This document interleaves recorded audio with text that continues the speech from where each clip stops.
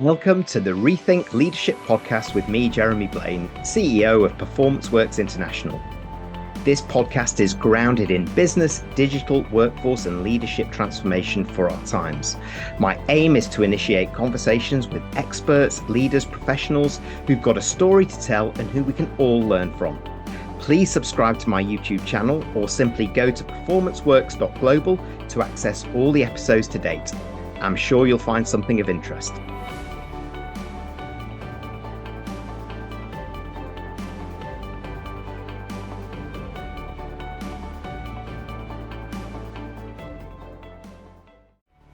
Hello and welcome to the Rethink Leadership Podcast. In this episode, we get under the skin of how the broader, more diverse workforce is being supported through evolved HR strategies and actions.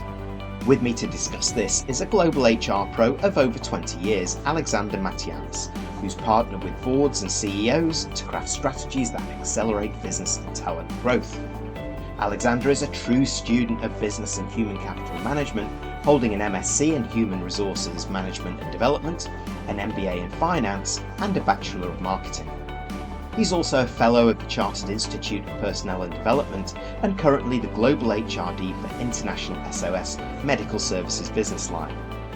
International SOS is the world's leading medical and travel security services company with an employee base of over 12,000 operating across 80 countries and servicing over 70% of the Fortune 500 companies. We talk about the transformational landscape HR leaders and professionals are dealing with and how one key aspect of this should not be overlooked: the broadening cross-generational, diverse mix of distributed talent in our organisations. The first time in history, in fact, we've got 5 generations working side by side. Alexander helps us get into the detail, pulling on his experience across global HR roles in over 5 regions and multiple industry sectors. Well, thanks very much for joining me, Alexander. I'd love you to introduce yourself, your journey in HR, and tell us something about yourself that maybe not many people know. Well, thanks, Jeremy, for having me in the podcast, and also congratulations for your Inner CEO book that you released. It's quite amazing to see the passion resonating on the leadership of topics through the book. And I would encourage anybody to take the book because there's a lot of insights, interesting insights that you're sharing. So for myself, my name is Alexander Matianis. I've been in the HR field for 25 years now. My journey: I was born in Canada, grew up in Greece, studied in the UK, started my career and family in the Middle East, where I stayed there for about 18 years. I'm currently living in Asia, based out of Singapore, working with International SOS as the global head of HR for medical services business line. We support about 8,000 staff that are based in 1,000 locations, 80 countries. Supporting our clients with security and health solutions to keep them and their staff healthy and safe. A bit of my background: I have experience working in emerging markets, greenfield startups, M&A integration, IPO, and driving P&L enablement. I've been quite lucky in supporting organizations through exponential growth in the engineering, event management, technology, and health and security industries. Key highlights from my career: delivering the opening and closing ceremonies for the 2000 Asian Games, where I worked with David Atkins. He was the creative director for the Sydney Olympics. He was tasked to do the opening and closing ceremonies in Qatar for the Asian Games. Very tactical HR. We scaled up from 30 to 1,000 people. Then moving into telecoms, working with Qatar Telecom. At the time, they were a monopoly. There were 2,000 employees, and within 12 months of working with them, expanded to 17,000 employees, a 10 billion company, and I was involved in setting up the group HR function and the headquarters globally. So that was quite a fulfilling role. And now working with International SOS, and in the past 2 years, supporting our global clients and combating COVID pandemic and navigating through the complexities of COVID has been quite rewarding. My passion is about building talent ecosystems that nurture a learning culture, as well as providing business leaders with people instruments to combat competitive and market challenges. Great, thank you so much. Wow, is there anything you've not done, Alexander? I mean, really, it's incredible. A true global citizen and a business leader, a business pro, leadership expert, human capital professional courses you are now. I had no idea about that, about the Asia Games as well. The opening and closing ceremony is incredible. And the great news is, after this, Alexander, you can tell your kids that you're on Spotify. That'd be great, won't it? Or Apple, depending on what they've got. Fantastic. I think actually I'm going to come to you as a leadership expert first and bring in and weave that into the human capital side. And I'd really like to understand from you what your observations are concerning current leadership, people and organizational trends as we've entered the new normal. We've come out of the pandemic, we've got uncertainty and unpredictability ahead, etc., etc. Thoughts? I think for me as an HR professional, and I guess from my lens, I think what resonates quite strongly is the multi-generational workplace that we have in place. It's the first time in humanity that we have 5 working generations employed in the workplace.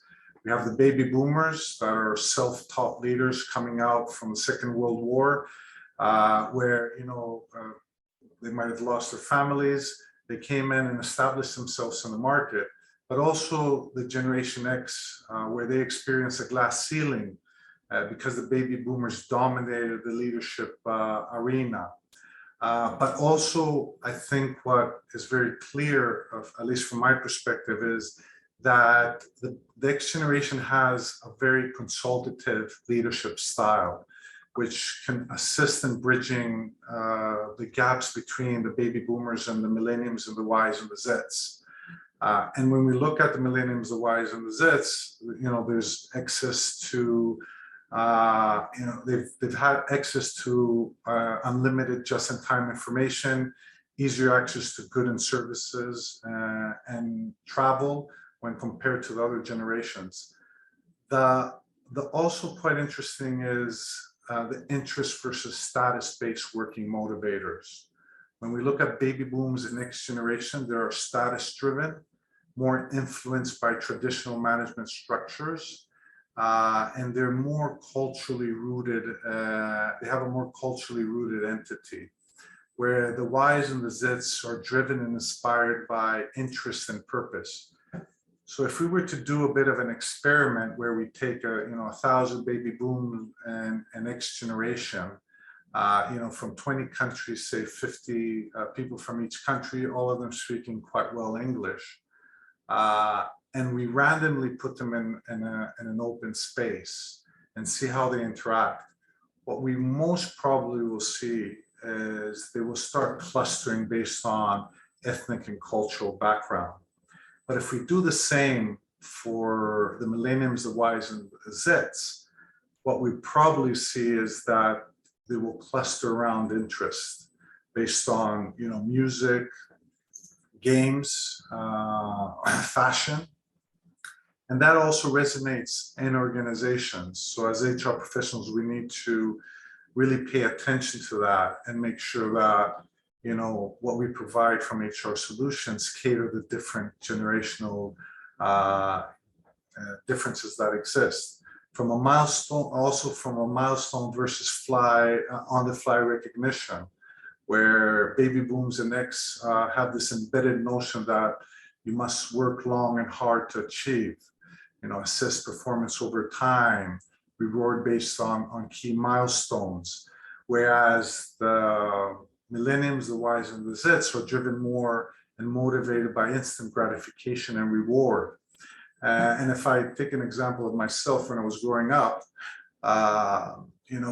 we would go to the arcades and play Street Fighter, where it took us 2 weeks to finish one stage. And I look at my son, in 10 minutes, he's, accumulated thousands of points and he's on, level 20. So all these are part of the diverse generational workforce and impacting, how we should drive, HR practices. And I can share a little bit more on that as well, Jeremy. Yeah, gosh, that takes me back.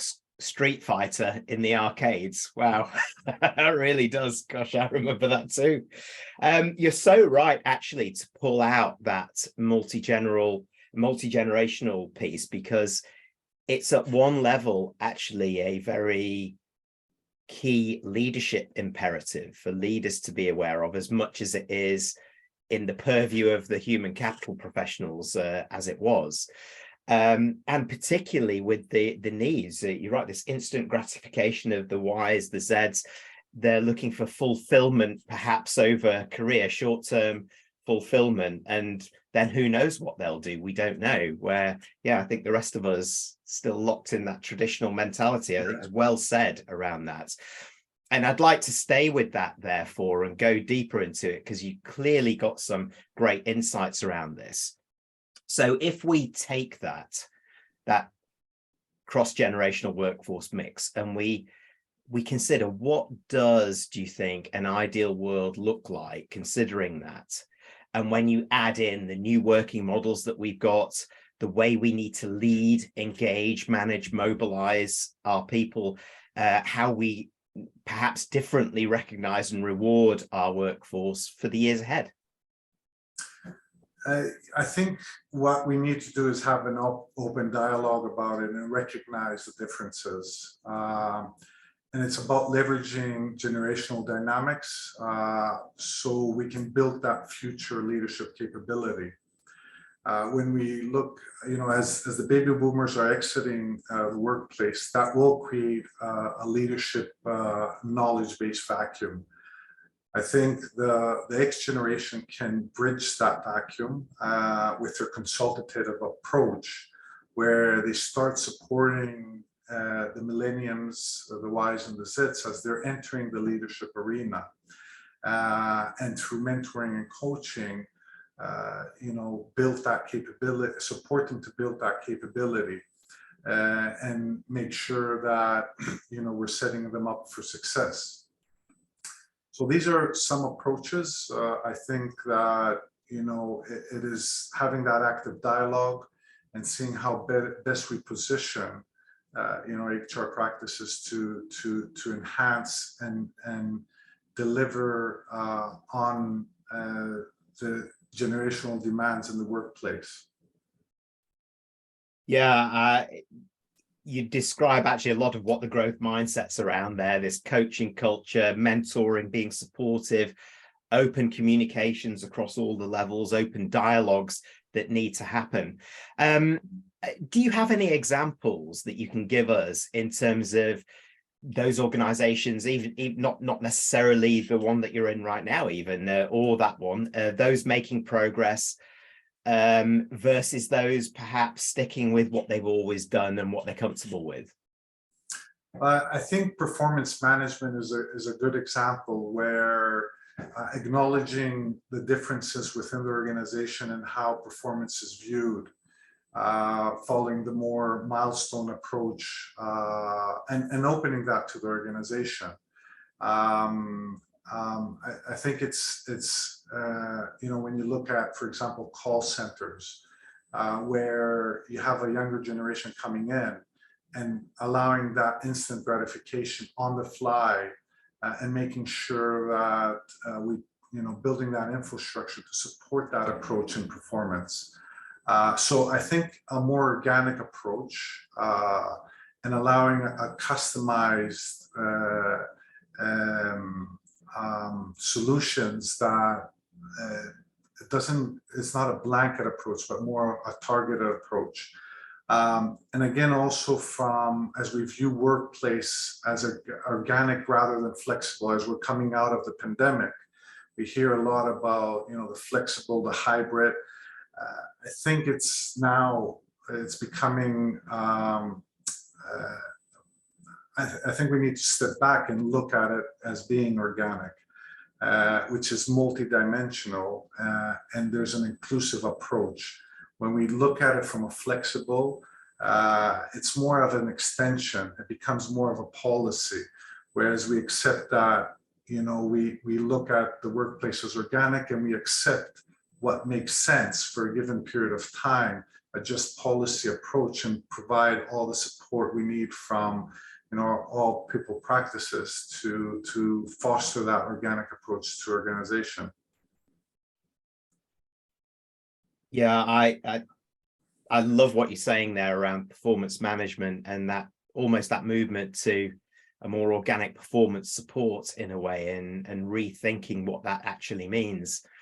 So I guess the $64,000 question for you, Alexander, is getting to the how. Okay, so I'm going to put you on the spot, I know here, but you've got great experience from all sides of this as well. So from your perspective, how can HR and OD professionals design and lead the workforce of the future in recognition of the things that you said, like the cross-generational mix, the diversity that comes with that, its breadth, and most importantly, its potential? Yeah, and I think there's a few things as HR professionals is more how we position ourselves. It's more partnering closer to the business to understand what the dynamics are, driving a proactive approach, looking at talent and people analytics. There's a lot of data there that can start showing trends, and putting the dots together through these analytics. It's also organizational design and having fluidity and having an organic structure, because we live in a VUCA world. If we look just a few years ago, prior COVID, where the world is a very different place. Post-COVID and the geopolitical challenges that we're facing, and it's all about communicating. We have to have a clear, consistent, and repetitive message, and constantly we are assessing organizational values to ensure they're relevant for today, and taking under consideration also the multiple complexities that a multiple generational workforce has. It's about engaging, it's about role modeling and showcasing individuals and championing them. So we set the pace and the example into the organization. And it's all about talent, having talent discussions, deep diving into the employee population to see, who is our future leaders, and not being afraid to have that open dialogue, and building that pipeline to ensure business continuity from a human capital perspective. And it's all about learning as well. It's about keeping people relevant to roles, and making sure that the workforce has skills for today and for tomorrow. And finally, it's about policy. It's not about having a standardized approach, but more having a customized approach, and looking at those unique differences, especially from a generational perspective, as what we highlighted before. Well, some really important things that you mentioned coming out here: engaging the organization, role modeling the types of behaviors and attributes that we would like to see, championing your people and those future leaders front and center. And I like that last piece that you said, having that kind of customized, more flexible policy that moves with these times. You're so right, we're in the VUCA world. And we can add a D onto that now as well, and kind of add that word distributed or dispersed, whatever you want to call it, because it adds a level of complexity. But keeping people relevant to those moving roles is a really key task, as you said. And that clear, consistent, repetitive communication of messaging, as you point out, is highly important. I'd just like to ask you one supplementary question on this, Alexander, because you mentioned data and analytics, and my ears pricked up, because we are in the era of artificial intelligence, of huge amounts of data that can be used almost immediately to drive decisions or thinking and so on. What is the importance, in your view, of data and data analytics to human capital professionals? I think with data, there's multiple latitudes of data when we look at people data or talent analytics, people and talent analytics, looking at where we have gaps in the organization from a talent perspective, but also looking at the raw data to start mapping out trends. And that can help the organization expedite decisions and support the business as they're navigating through the complexities of the markets. For example, when we were doing talent reviews and looking at talent analytics, we noticed that about 50% in one of the organizations that I was working for, we didn't have successors in place for our top critical roles, which that indicate that we have business continuity risk. And then you open up to the dialogue of how do we cover that gap, and where and how do we upskill our employee base to be able to shorten that gap and make sure that we have the pipeline in place to cover from a business continuity perspective. Oh, great stuff. And it is the era of speed, isn't it? And I know sometimes we have to slow down to speed up, but if you can expedite that kind of decision making at a human level by the use of data, then that has to be something that leaders, human capital professionals, finance professionals, marketing professionals, we all need to get on board with quicker. So thank you very much for diverting off to that for me, a very important point. And for those tuning in that are listening to what you're saying, that these messages that you're giving us are resonating strongly, what would be your top tips for making progress for them so that we can get some next steps out of this? I think three things for me. I think it's from a leadership perspective, leaders set the weather rather than the direction. It's not just giving the direction, it's looking at how the organization will perceive that direction and making sure that you have the right messaging and bringing people on board. It's about having that organic workplace rather than flexible hybrid, as what we discussed before. And it's also reinvent and innovate. And first looking at how do we reinvent, because that will bring us faster to where we want to go, utilizing what we already have, and then innovating on top of that to drive a lot of the people initiatives that are critical to the organization. So these are the key top tips that I would put forward. Yeah, I love the way that you talk about that leaders set the weather, not the direction. I really get that, and I really understand the point. Fantastic. And Alexandra, I'd just like to say thank you so much for joining me for this. And I'm sure that there are many people who are listening or watching this would love to get in touch with you, continue the discussion. How do they do that? Quite easily through LinkedIn. They can find me and connect with me, and we can continue the dialogue through that means. Fantastic. Well, look, thank you so much for sharing your thoughts, your career, your insights, and some of those things that are really going to make the success out of our workforces and organizations for the years ahead. Much appreciated. Thank you. Thanks, Jeremy. Appreciate it. Cheers. Bye-bye. Thank you for tuning in to this episode of the Rethink Leadership Podcast with me, Jeremy Blain.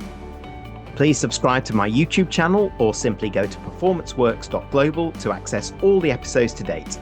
We'll see you next time.